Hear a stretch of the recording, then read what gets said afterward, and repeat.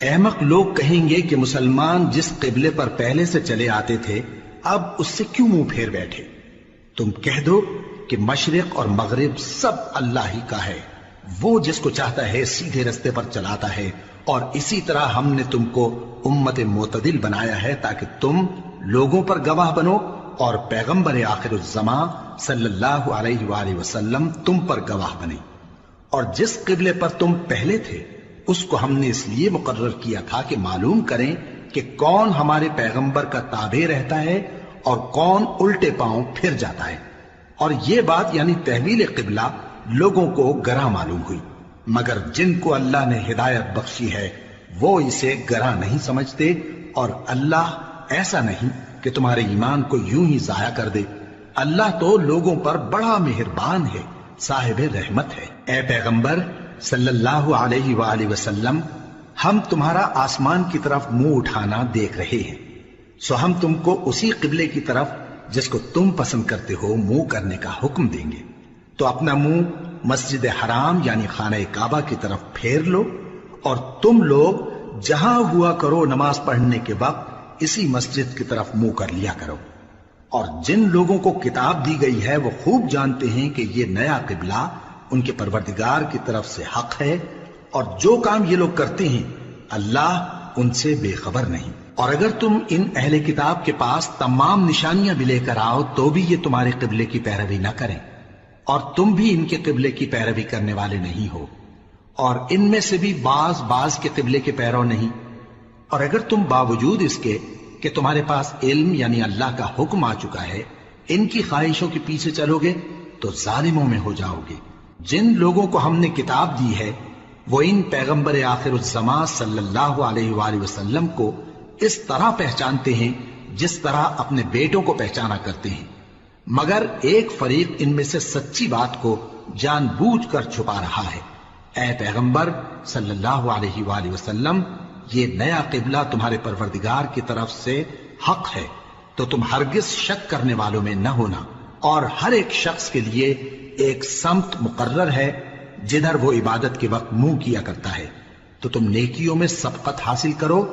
تم جہاں ہوگے اللہ تم سب کو جمع کرے گا، بے شک اللہ ہر چیز پر قادر ہے۔ اور تم جہاں سے نکلو نماز میں اپنا منہ مسجد حرام کی طرف کر لیا کرو، بے شبہ یہ تمہارے پروردگار کی طرف سے حق ہے، اور تم لوگ جو کچھ کرتے ہو اللہ اس سے بے خبر نہیں۔ اور تم جہاں سے نکلو مسجد حرام کی طرف منہ کر کے نماز پڑھا کرو، اور مسلمانوں تم جہاں ہوا کرو اسی مسجد کی طرف رخ کیا کرو۔ یہ تاکید اس لیے کی گئی ہے کہ لوگ تم کو کسی طرح کا الزام نہ دے سکیں، مگر ان میں سے جو ظالم ہیں وہ الزام دیں تو دیں، سو ان سے مت ڈرنا اور مجھی سے ڈرتے رہنا، اور یہ بھی مقصود ہے کہ میں تم کو اپنی تمام نعمتیں بخشوں، اور یہ بھی کہ تم راہ راست پر چلو۔ جس طرح من جملہ اور نعمتوں کے ہم نے تمہیں میں سے ایک رسول بھیجے ہیں جو تم کو ہماری آیتیں پڑھ پڑھ کر سناتے اور تمہیں پاک بناتے، اور کتاب یعنی قرآن اور دانائی سکھاتے ہیں، اور ایسی باتیں بتاتے ہیں جو تم پہلے نہیں جانتے تھے، سو تم مجھے یاد کیا کرو، میں تمہیں یاد کیا کروں گا، اور میرا احسان مانتے رہنا اور میری ناشکری نہ کرنا۔ اے ایمان والو، صبر اور نماز سے مدد لیا کرو، بے شک اللہ صبر کرنے والوں کے ساتھ ہے۔ اور جو لوگ اللہ کی راہ میں مارے جائیں ان کی نسبت یہ نہ کہنا کہ وہ مرے ہوئے ہیں، وہ مردہ نہیں بلکہ زندہ ہیں، لیکن تم کو شعور نہیں۔ اور ہم کسی قدر خوف اور بھوک اور مال اور جانوں اور میووں کے نقصان سے تمہاری آزمائش کریں گے، اور صبر کرنے والوں کو بشارت سنا دو کہ ان لوگوں پر جب کوئی مصیبت واقع ہوتی ہے تو کہتے ہیں کہ ہم اللہ ہی کا مال ہیں اور اسی کی طرف لوٹ کر جانے والے ہیں۔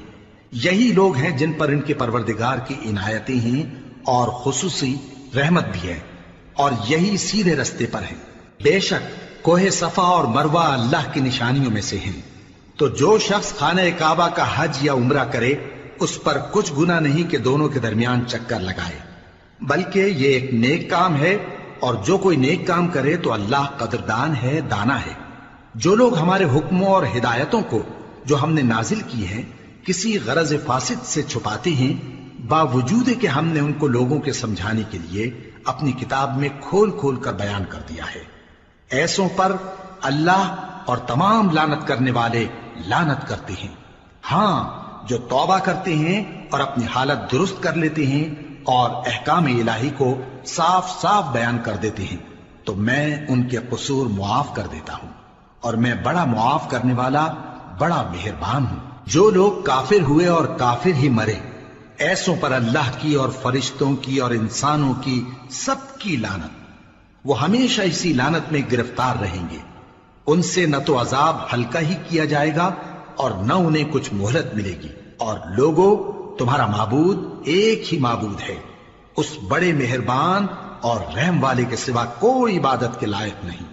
بے شک آسمانوں اور زمین کے پیدا کرنے میں اور رات اور دن کے ایک دوسرے کے پیچھے آنے جانے میں اور کشتیوں اور جہازوں میں جو سمندر میں لوگوں کے فائدے کے لیے رواں ہیں، اور میں جس کو اللہ آسمان سے برساتا اور اس سے زمین کو اس کے مردہ ہو جانے کے بعد زندہ یعنی خشک ہو جانے کے بعد سرسبز کر دیتا ہے، اور زمین پر ہر قسم کے جانور پھیلانے میں اور ہواؤں کے چلانے میں اور بادلوں میں جو آسمان اور زمین کے درمیان گھرے رہتے ہیں، عقل مندوں کے لیے اللہ کی قدرت کی نشانیاں ہیں۔ اور بعض لوگ ایسے ہیں جو غیر اللہ کو اللہ کا شریک بناتے اور ان سے اللہ کی سی محبت کرتے ہیں، لیکن جو ایمان والے ہیں وہ تو اللہ ہی کے سب سے زیادہ دوست دار ہیں۔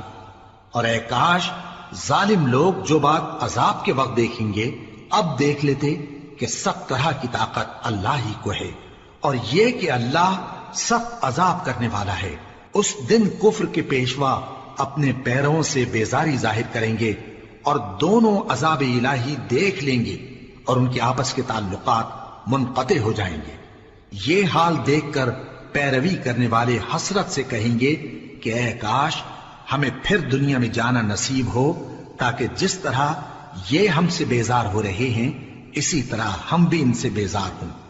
اس طرح اللہ ان کے اعمال حسرت بنا کر دکھائے گا اور وہ دوزخ سے نکل نہیں سکیں گے۔ لوگوں، جو چیزیں زمین میں حلال طیب ہیں وہ کھاؤ، اور شیطان کے قدموں پر نہ چلو، وہ تمہارا کھلا دشمن ہے۔ وہ تو تم کو برائی اور بے حیائی ہی کے کام کرنے کو کہتا ہے، اور یہ بھی کہ اللہ کی نسبت ایسی باتیں کہو جن کا تمہیں کچھ بھی علم نہیں۔ اور جب ان لوگوں سے کہا جاتا ہے کہ جو کتاب اللہ نے نازل فرمائی ہے اس کی پیروی کرو، تو کہتے ہیں نہیں، بلکہ ہم تو اسی چیز کی پیروی کریں گے جس پر ہم نے اپنے باپ دادا کو پایا۔ بھلا اگرچہ ان کے باپ دادا نہ کچھ سمجھتے ہوں اور نہ سیدھے رستے پر ہوں، تب بھی وہ انہی کی تقلید کیے جائیں گے۔ جو لوگ کافر ہیں ان کی مثال اس شخص کی سی ہے جو کسی ایسی چیز کو آواز دے جو پکار اور آواز کے سوا کچھ سن نہ سکے۔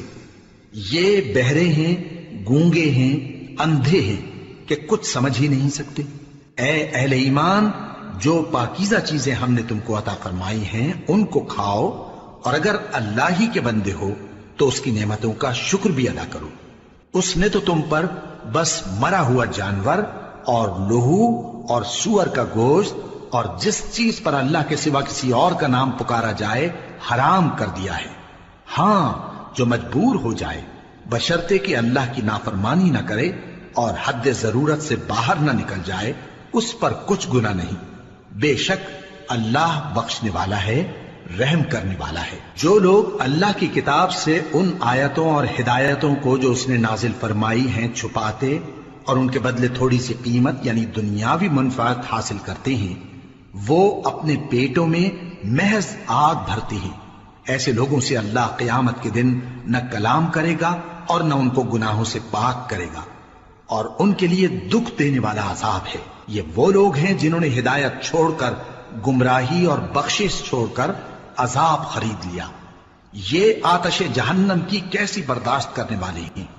یہ اس لیے کہ اللہ نے کتاب سچائی کے ساتھ نازل فرمائی، اور جن لوگوں نے اس کتاب میں اختلاف کیا وہ ضد میں آ کر نیکی سے دور ہو گئے ہیں۔ نیکی یہی نہیں کہ تم مشرق و مغرب کو قبلہ سمجھ کر ان کی طرف منہ کر لو، بلکہ نیکی یہ ہے کہ لوگ اللہ پر اور روز آخر پر اور فرشتوں پر اور اللہ کی کتاب پر اور پیغمبروں پر ایمان لائیں، اور مال باوجود عزیز رکھنے کے رشتہ داروں اور یتیموں اور محتاجوں اور مسافروں اور مانگنے والوں کو دیں، اور گردنوں کے چھڑانے میں خرچ کریں، اور نماز پڑھیں اور زکات دیں، اور جب عہد کر لیں تو اس کو پورا کریں، اور سختی اور تکلیف میں اور جنگ کے وقت ثابت قدم رہیں۔ یہی لوگ ہیں جو ایمان میں سچے ہیں، اور یہی ہیں جو اللہ سے ڈرنے والے ہیں۔ مومنوں، تم کو مقتولوں کے بارے میں قصاص یعنی خون کے بدلے خون کا حکم دیا جاتا ہے، اس طرح پر کہ آزاد کے بدلے آزاد مارا جائے، اور غلام کے بدلے غلام، اور عورت کے بدلے عورت۔ اور اگر قاتل کو اس کے مقتول بھائی کے قصاص میں سے کچھ معاف کر دیا جائے تو وارث مقتول کو پسندیدہ طریق سے قرارداد کی پیروی یعنی مطالبہ خون بہا کرنا اور قاتل کو خوشخوئی کے ساتھ ادا کرنا چاہیے۔ یہ تمہارے پروردگار کی طرف سے تمہارے لیے آسانی اور مہربانی ہے۔ اب جو اس کے بعد زیادتی کرے اس کے لیے دکھ کا عذاب ہے۔ اور اے اہل عقل، حکم قصاص میں تمہاری زندگانی ہے کہ تم قتل و خونریزی سے بچو۔ تم پر فرض کیا جاتا ہے کہ جب تم میں سے کسی کو موت کا وقت آ جائے تو اگر وہ کچھ مال چھوڑ جانے والا ہو تو ماں باپ اور رشتہ داروں کے لیے دستور کے مطابق وصیت کر جائے۔ اللہ سے ڈرنے والوں پر یہ ایک حق ہے۔ پھر جو شخص وصیت کو سننے کے بعد اس کو بدل ڈالے تو اس کے بدلنے کا گناہ انہی لوگوں پر ہے جو اس کو بدلیں، اور بے شک اللہ سنتا جانتا ہے۔ اب اگر کسی کو وصیت کرنے والے کی طرف سے کسی وارث کی طرفداری یا حق تلفی کا اندیشہ ہو تو اگر وہ وصیت کو بدل کر وارثوں میں صلح کرا دے تو اس پر کچھ گناہ نہیں، بے شک اللہ بخشنے والا ہے، رحم والا ہے۔ مومنوں، تم پر روزے فرض کیے گئے ہیں جس طرح تم سے پہلے لوگوں پر فرض کیے گئے تھے تاکہ تم پرہیزگار بنو۔ روزوں کے دن گنتی کے چند روز ہیں، تو جو شخص تم میں سے بیمار ہو یا سفر میں ہو تو دوسرے دنوں میں روزوں کا شمار پورا کر لے۔ اور جو لوگ روزہ رکھنے کی طاقت رکھیں لیکن رکھیں نہیں، وہ روزے کے بدلے محتاج کو کھانا کھلا دیں۔ اور جو کوئی اپنی مرضی سے زیادہ نیکی کرے تو اس کے حق میں زیادہ اچھا ہے، اور اگر سمجھو تو روزہ رکھنا ہی تمہارے حق میں بہتر ہے۔ روزوں کا مہینہ رمضان کا مہینہ ہے جس میں قرآن اول نازل ہوا جو لوگوں کا رہنما ہے اور جس میں ہدایت کی کھلی نشانیاں ہیں اور جو حق و باطل کو الگ الگ کرنے والا ہے۔ تو جو کوئی تم میں سے اس مہینے میں موجود ہو چاہیے کہ پورے مہینے کے روزے رکھے، اور جو بیمار ہو یا سفر میں ہو تو دوسرے دنوں میں روزے رکھ کر ان کا شمار پورا کر لے۔ اللہ تمہارے حق میں آسانی چاہتا ہے اور سختی نہیں چاہتا، اور یہ آسانی کا حکم اس لیے دیا گیا ہے کہ تم روزوں کا شمار پورا کر لو، اور اس احسان کے بدلے کہ اللہ نے تم کو ہدایت بخشی ہے تم اس کو بزرگی سے یاد کرو اور اس کا شکر کرو۔ اور اے پیغمبر، جب تم سے میرے بندے میرے بارے میں دریافت کریں تو انہیں معلوم ہو کہ میں تو تمہارے پاس ہی ہوں۔ جب کوئی پکارنے والا مجھے پکارتا ہے تو میں اس کی دعا قبول کرتا ہوں، تو ان کو چاہیے کہ میرے حکموں کو مانیں اور مجھ پر ایمان رکھیں تاکہ نیک رستہ پائیں۔ روزوں کی راتوں میں تمہارے لیے اپنی عورتوں کے پاس جانا جائز کر دیا گیا ہے، وہ تمہاری پوشاک ہیں اور تم ان کی پوشاک ہو۔ اللہ کو معلوم ہے کہ تم ان کے پاس جانے سے اپنے حق میں خیانت کرتے تھے، سو اس نے تم پر مہربانی کی اور تمہاری حرکات سے درگزر فرمائی، تو اب تم کو اختیار ہے کہ ان سے مباشرت کرو۔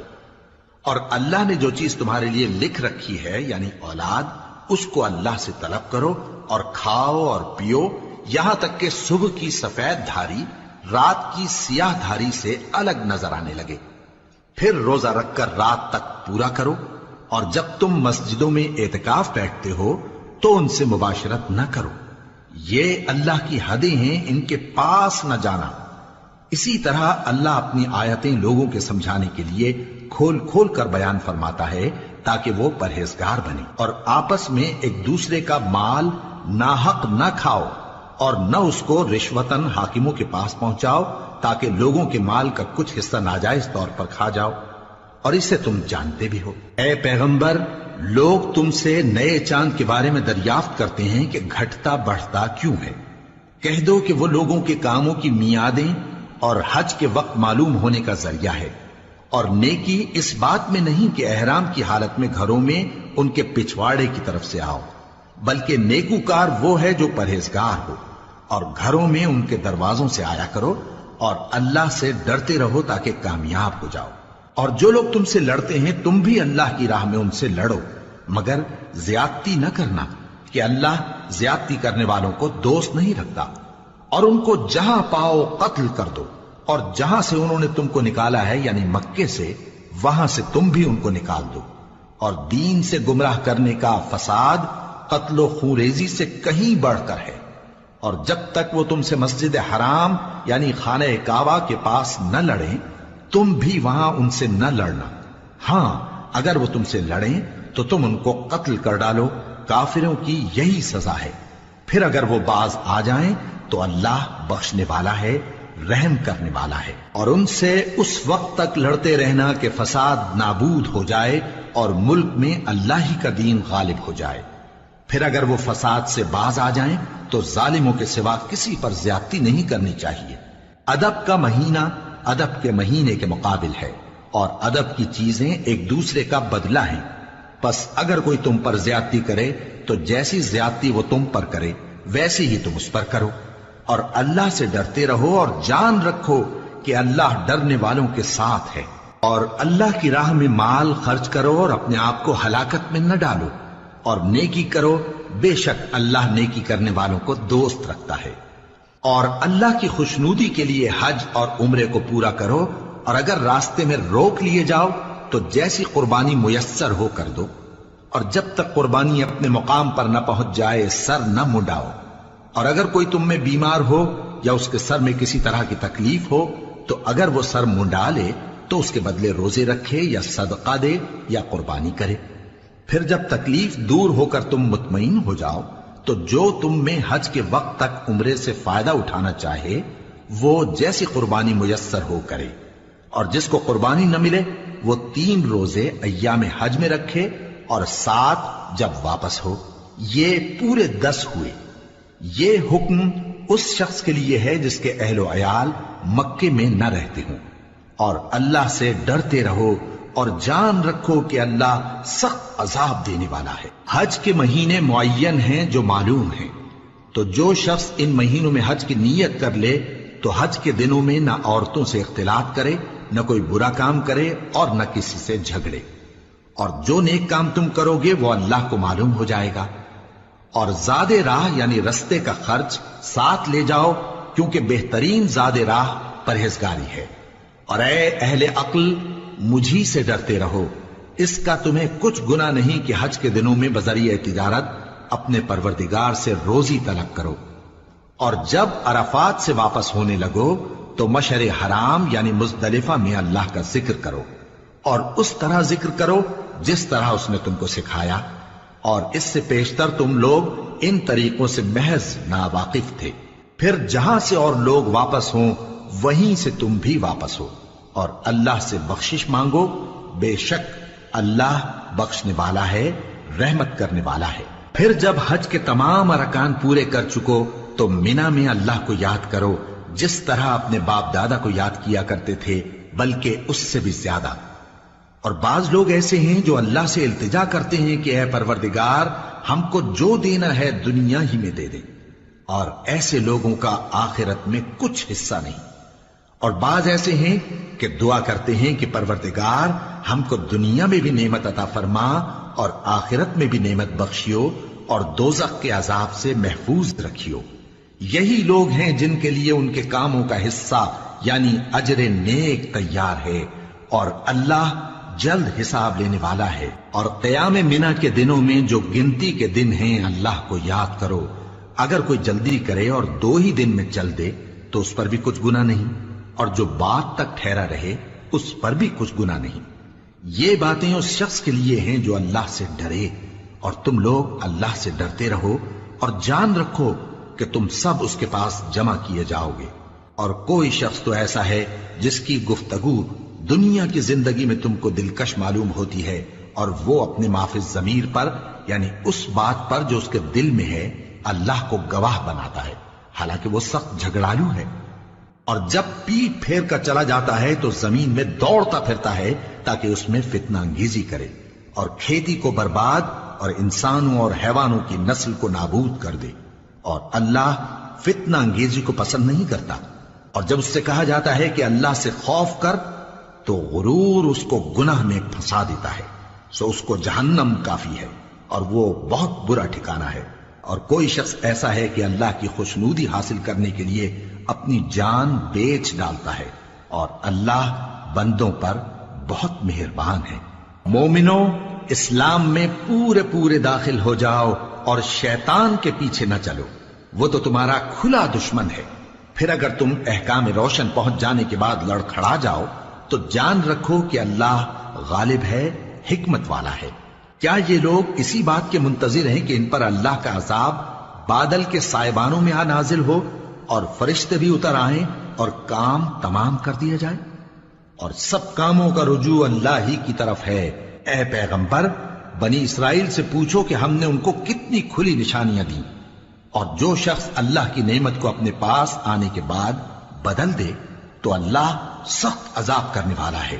اور جو کافر ہیں ان کے لیے دنیا کی زندگی خوشنما کر دی گئی ہے اور وہ مومنوں سے تمسخر کرتی ہیں، لیکن جو پرہیزگار ہیں وہ قیامت کے دن ان سے اوپر ہوں گے، اور اللہ جس کو چاہتا ہے بے حساب رزق دیتا ہے۔ پہلے تو سب لوگوں کا ایک ہی مذہب تھا، لیکن وہ آپس میں اختلاف کرنے لگے تو اللہ نے ان کی طرف بشارت دینے والے اور ڈر سنانے والے پیغمبر بھیجے اور ان پر سچائی کے ساتھ کتابیں نازل کی تاکہ جن امور میں لوگ اختلاف کرتے تھے ان کا ان میں فیصلہ کر دے۔ اور اس میں اختلاف بھی انہی لوگوں نے کیا جن کو کتاب دی گئی تھی، باوجود کہ ان کے پاس کھلے ہوئے احکام آ چکے تھے، اور یہ اختلاف انہوں نے صرف آپس کی ضد سے کیا۔ تو جس امر حق میں وہ اختلاف کرتے تھے اللہ نے اپنی مہربانی سے مومنوں کو اس کی راہ دکھا دی، اور اللہ جس کو چاہتا ہے سیدھا رستہ دکھا دیتا ہے۔ کیا تم یہ خیال کرتے ہو کہ یوں ہی بہشت میں داخل ہو جاؤ گے، اور ابھی تم کو پہلے لوگوں کی سی مشکلیں تو پیش آئی ہی نہیں؟ ان کو بڑی بڑی سختیاں اور تکلیفیں پہنچیں اور وہ صعوبتوں میں ہلا ہلا دیے گئے، یہاں تک کہ پیغمبر اور مومن لوگ جو ان کے ساتھ تھے سب پکار اٹھے کہ کب اللہ کی مدد آئے گی۔ دیکھو اللہ کی مدد ان قریب آیا چاہتی ہے۔ اے نبی، لوگ تم سے پوچھتے ہیں کہ اللہ کی راہ میں کس طرح کا مال خرچ کریں۔ کہہ دو کہ جو چاہو خرچ کرو، لیکن جو مال خرچ کرنا چاہو وہ درجہ بدرجہ اہل استحقاق یعنی ماں باپ کو اور قریب کے رشتہ داروں کو اور یتیموں کو اور محتاجوں کو اور مسافروں کو سب کو دو، اور جو بھلائی تم کرو گے اللہ اس کو جانتا ہے۔ مسلمانوں، تم پر اللہ کے رستے میں لڑنا فرض کر دیا گیا ہے، اور وہ تمہیں ناگوار تو ہوگا، مگر عجب نہیں کہ ایک چیز تم کو بری لگے اور وہ تمہارے حق میں بھلی ہو، اور عجب نہیں کہ ایک چیز تم کو بھلی لگے اور وہ تمہارے لیے مضر ہو، اور ان باتوں کو اللہ ہی بہتر جانتا ہے اور تم نہیں جانتے۔ اے پیغمبر، لوگ تم سے عزت والے مہینوں میں لڑائی کرنے کے بارے میں دریافت کرتے ہیں، کہہ دو کہ ان میں لڑنا بڑا گناہ ہے، اور اللہ کی راہ سے روکنا اور اس سے کفر کرنا اور مسجد حرام یعنی خانہ کعبہ میں جانے سے بند کرنا اور اہل مسجد کو اس میں سے نکال دینا جو یہ کفار کرتے ہیں، اللہ کے نزدیک اس سے بھی زیادہ گناہ ہے، اور فتنہ انگیزی خونریزی سے بھی بڑھ کر ہے۔ اور یہ لوگ ہمیشہ تم سے لڑتے رہیں گے، یہاں تک کہ اگر مقدور رکھیں تو تم کو تمہارے دین سے پھیر دیں، اور جو کوئی تم میں سے اپنے دین سے پھر کر کافر ہو جائے گا اور کافر ہی مرے گا تو ایسے لوگوں کے اعمال دنیا اور آخرت دونوں میں برباد ہو جائیں گے، اور یہی لوگ دوزخ میں جانے والے ہیں جس میں ہمیشہ رہیں گے۔ جو لوگ ایمان لائے اور اللہ کے لیے وطن چھوڑ گئے اور کفار سے جنگ کرتے رہے وہی اللہ کی رحمت کے امیدوار ہیں، اور اللہ بخشنے والا ہے، رحمت کرنے والا ہے۔ اے پیغمبر، لوگ تم سے شراب اور جوئے کا حکم دریافت کرتے ہیں، کہہ دو کہ ان میں گناہ بڑے ہیں اور لوگوں کے لیے کچھ فائدے بھی ہیں، مگر ان کے گناہ فائدوں سے کہیں زیادہ ہیں۔ اور یہ بھی تم سے پوچھتے ہیں کہ اللہ کی راہ میں کون سا مال خرچ کریں، کہہ دو کہ جو ضرورت سے زیادہ ہو۔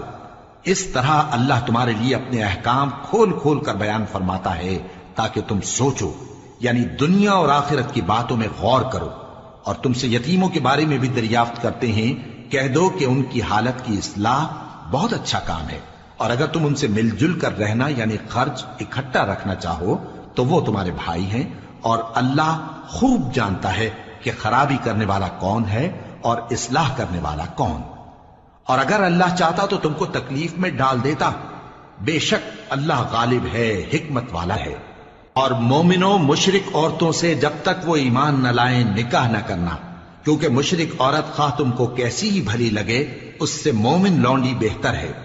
اور اسی طرح مشرک مرد جب تک ایمان نہ لائیں مومن عورتوں کو ان کی زوجیت میں نہ دینا، کیونکہ مشرک مرد سے خواہ وہ تم کو کیسا ہی بھلا لگے مومن غلام بہتر ہے۔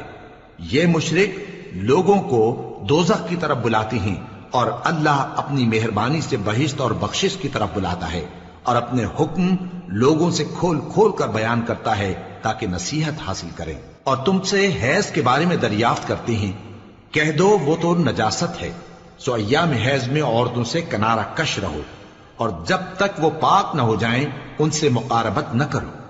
ہاں جب وہ پاک ہو جائیں تو جس طریق سے اللہ نے تمہیں ارشاد فرمایا ہے ان کے پاس جاؤ، کچھ شک نہیں کہ اللہ توبہ کرنے والوں اور پاک صاف رہنے والوں کو دوست رکھتا ہے۔ تمہاری عورتیں تمہاری کھیتی ہیں، تو اپنی کھیتی میں جس طرح چاہو جاؤ، اور اپنے لیے نیک عمل آگے بھیجو، اور اللہ سے ڈرتے رہو، اور جان رکھو کہ ایک دن تمہیں اس کے روبرو حاضر ہونا ہے۔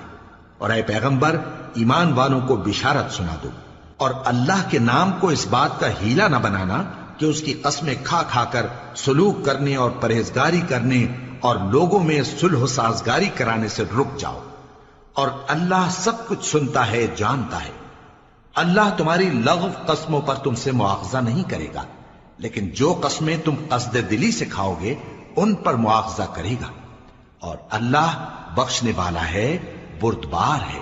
جو لوگ اپنی عورتوں کے پاس جانے کی قسم کھا لیں ان کو 4 مہینے تک انتظار کرنا چاہیے۔ اگر اس عرصے میں قسم سے رجوع کر لیں تو اللہ بخشنے والا ہے، مہربان ہے۔ اور اگر طلاق کا ارادہ کر لیں تو بھی اللہ سنتا ہے، جانتا ہے۔ اور طلاق والی عورتیں 3 حیض تک اپنے تئیں روکے رہیں، اور اگر وہ اللہ اور روز قیامت پر ایمان رکھتی ہیں تو ان کو جائز نہیں کہ اللہ نے جو کچھ ان کے شکم میں پیدا کیا ہے اس کو چھپائیں۔ اور ان کے خاوند اگر پھر موافقت چاہیں تو اس مدت میں وہ ان کو اپنی زوجیت میں لے لینے کے زیادہ حقدار ہیں۔ اور عورتوں کا حق مردوں پر ویسا ہی ہے جیسے دستور کے مطابق مردوں کا حق عورتوں پر ہے، البتہ مردوں کو عورتوں پر 1 درجہ فضیلت ہے، اور اللہ غالب ہے، صاحب حکمت ہے۔ طلاق صرف 2 بار ہے، یعنی جب 2 دفعہ طلاق دے دی جائے تو پھر عورتوں کو یا تو بطریق شائستہ نکاح میں رہنے دینا ہے یا بھلائی کے ساتھ چھوڑ دینا۔ اور یہ جائز نہیں کہ جو مہر تم ان کو دے چکے ہو اس میں سے کچھ واپس لے لو۔ ہاں اگر زن و شوہر کو خوف ہو کہ وہ اللہ کی حدوں کو قائم نہیں رکھ سکیں گے تو اگر عورت خاوند کے ہاتھ سے رہائی پانے کے بدلے میں کچھ دے ڈالے تو دونوں پر کچھ گناہ نہیں۔ یہ اللہ کی مقرر کی ہوئی حدیں ہیں، ان سے باہر نہ نکلنا، اور جو لوگ اللہ کی حدوں سے باہر نکل جائیں گے وہ گناہگار ہوں گے۔ پھر اگر شوہر 2 طلاقوں کے بعد تیسری طلاق عورت کو دے دے تو اس کے بعد جب تک عورت کسی دوسرے شخص سے نکاح نہ کر لے اس پہلے شوہر پر حلال نہ ہوگی۔ ہاں اگر دوسرا خاوند بھی طلاق دے دے اور عورت اور پہلا خاوند پھر ایک دوسرے کی طرف رجوع کر لیں تو ان پر کچھ گناہ نہیں، بشرطے کہ دونوں یقین کریں کہ اللہ کی حدوں کو قائم رکھ سکیں گے، اور یہ اللہ کی حدیں ہیں، ان کو وہ ان لوگوں کے لیے بیان فرماتا ہے جو علم رکھتے ہیں۔ اور جب تم عورتوں کو 2 دفعہ طلاق دے چکو اور ان کی عدت پوری ہو جائے تو انہیں یا تو حسن سلوک سے نکاح میں رہنے دو یا بطریق شائستہ رخصت کر دو، اور اس نیت سے ان کو نکاح میں نہ رہنے دینا چاہیے کہ انہیں تکلیف دو اور ان پر زیادتی کرو، اور جو ایسا کرے گا وہ اپنا ہی نقصان کرے گا۔ اور اللہ کے احکام کو ہنسی اور کھیل نہ بناؤ، اور اللہ نے تم کو جو نعمتیں بخشی ہیں اور تم پر جو کتاب اور دانائی کی باتیں نازل کی ہیں جن سے وہ تمہیں نصیحت فرماتا ہے ان کو یاد کرو، اور اللہ سے ڈرتے رہو، اور جان رکھو کہ اللہ ہر چیز سے واقف ہے۔ اور جب تم عورتوں کو طلاق دے چکو اور ان کی عدت پوری ہو جائے تو ان کو اپنے شوہروں کے ساتھ جب وہ آپس میں جائز طور پر راضی ہو جائیں نکاح کرنے سے مت روکو۔ اس حکم سے اس شخص کو نصیحت کی جاتی ہے جو تم میں اللہ اور روز آخر پر یقین رکھتا ہے۔ یہ تمہارے لیے نہایت خوب اور بہت پاکیزگی کی بات ہے، اور اللہ جانتا ہے اور تم نہیں جانتے۔ اور مائیں اپنے بچوں کو پورے 2 سال دودھ پلائیں، یہ حکم اس شخص کے لیے ہے جو پوری مدت تک دودھ پلوانا چاہے، اور دودھ پلانے والی ماؤں کا کھانا اور کپڑا دستور کے مطابق باپ کے ذمے ہوگا۔ کسی شخص کو اس کی طاقت سے زیادہ تکلیف نہیں دی جاتی، تو یاد رکھو کہ نہ تو ماں کو اس کے بچے کے سبب نقصان پہنچایا جائے اور نہ باپ کو اس کی اولاد کی وجہ سے نقصان پہنچایا جائے، اور اسی طرح نان و نفقہ بچے کے وارث کے ذمے ہے۔ اور اگر دونوں یعنی ماں باپ آپس کی رضامندی اور صلاح سے بچے کا دودھ چھڑانا چاہیں تو ان پر کچھ گناہ نہیں، اور اگر تم اپنی اولاد کو دودھ پلوانا چاہو تو تم پر کچھ گناہ نہیں، بشرطے کہ تم دودھ پلانے والیوں کو دستور کے مطابق ان کا حق جو تم نے دینا کیا تھا دے دو۔ اور اللہ سے ڈرتے رہو اور جان رکھو کہ جو کچھ تم کرتے ہو اللہ اس کو دیکھ رہا ہے۔ اور جو لوگ تم میں سے مر جائیں اور عورتیں چھوڑ جائیں تو وہ عورتیں 4 مہینے اور 10 دن اپنے آپ کو روکے رہیں، اور جب یہ عدت پوری کر چکیں اور اپنے حق میں پسندیدہ کام یعنی نکاح کر لیں تو تم پر کچھ گناہ نہیں، اور اللہ تمہارے سب کاموں سے واقف ہے۔ اگر تم اشارے کنائے میں عورتوں کو نکاح کا پیغام بھیجو یا نکاح کی خواہش کو اپنے دلوں میں مخفی رکھو تو تم پر کچھ گناہ نہیں۔ اللہ کو معلوم ہے کہ تم ان سے نکاح کا ذکر کرو گے، مگر ایام عدت میں اس کے سوا کے دستور کے مطابق کوئی بات کہہ دو، پوشیدہ طور پر ان سے قول و قرار نہ کرنا، اور جب تک عدت پوری نہ ہو لے نکاح کا پختہ ارادہ نہ کرنا۔ اور جان رکھو کہ جو کچھ تمہارے دلوں میں ہے اللہ کو سب معلوم ہے، تو اس سے ڈرتے رہو اور جان رکھو کہ اللہ بخشنے والا ہے، حلم والا ہے۔ اور اگر تم عورتوں کو ان کے پاس جانے یا ان کا مہر مقرر کرنے سے پہلے طلاق دے دو تو تم پر کچھ گناہ نہیں، ہاں ان کو دستور کے مطابق کچھ خرچ ضرور دو، یعنی مقدور والا اپنے مقدور کے مطابق دے اور تنگ دست اپنی حیثیت کے مطابق۔ نیک لوگوں پر یہ ایک طرح کا حق ہے۔ اور اگر تم عورتوں کو ان کے پاس جانے سے پہلے طلاق دے دو لیکن مہر مقرر کر چکے ہو تو آدھا مہر دینا ہوگا۔ ہاں اگر عورتیں مہر بخش دیں یا مرد جن کے ہاتھ میں عقد نکاح ہے اپنا حق چھوڑ دیں اور پورا مہر دے دیں تو ان کو اختیار ہے۔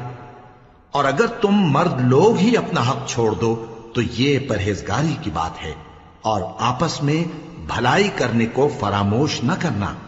کچھ شک نہیں کہ اللہ تمہارے سب کاموں کو دیکھ رہا ہے۔ مسلمانوں، سب نمازیں خصوصاً بیچ کی نماز یعنی نماز عصر پورے اہتمام کے ساتھ ادا کرتے رہو اور اللہ کے آگے ادب سے کھڑے رہا کرو۔ پھر اگر تم خوف کی حالت میں ہو تو پیادے یا سوار جس حال میں ہو نماز پڑھ لو۔ پھر جب امن و اطمینان ہو جائے تو جس طریق سے اللہ نے تم کو سکھایا ہے جو تم پہلے نہیں جانتے تھے اللہ کو یاد کرو۔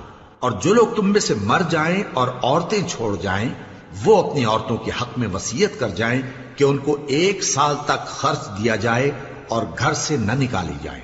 ہاں اگر وہ خود گھر سے چلی جائیں اور اپنے حق میں پسندیدہ کام یعنی نکاح کر لیں تو تم پر کچھ گناہ نہیں، اور اللہ زبردست ہے، حکمت والا ہے۔ اور مطلقہ عورتوں کو بھی دستور کے مطابق نان و نفقہ دینا چاہیے، پرہیزگاروں پر یہ بھی حق ہے۔ اسی طرح اللہ اپنے احکام تمہارے لیے بیان فرماتا ہے تاکہ تم سمجھو۔ بھلا تم نے ان لوگوں کو نہیں دیکھا جو شمار میں ہزاروں ہی تھے اور موت کے ڈر سے اپنے گھروں سے نکل بھاگے تھے؟ تو اللہ نے ان کو حکم دیا کہ مر جاؤ، پھر ان کو زندہ بھی کر دیا۔ کچھ شک نہیں کہ اللہ لوگوں پر مہربانی رکھتا ہے، لیکن اکثر لوگ شکر نہیں کرتے۔ اور مسلمانوں، اللہ کی راہ میں جہاد کرو اور جان رکھو کہ اللہ سب کچھ سنتا ہے، سب کچھ جانتا ہے۔ کون ہے کہ اللہ کو قرض حسنہ دے کہ وہ اس کے بدلے اس کو کئی گنا زیادہ دے گا؟ اور اللہ ہی روزی کو تنگ کرتا اور وہی اسے کشادہ کرتا ہے، اور تم اسی کی طرف لوٹ کر جاؤ گے۔ بھلا تم نے بنی اسرائیل کی ایک جماعت کو نہیں دیکھا جس نے موسیٰ کے بعد اپنے پیغمبر سے کہا کہ آپ ہمارے لیے ایک بادشاہ مقرر کر دیں تاکہ ہم اللہ کی راہ میں جہاد کریں؟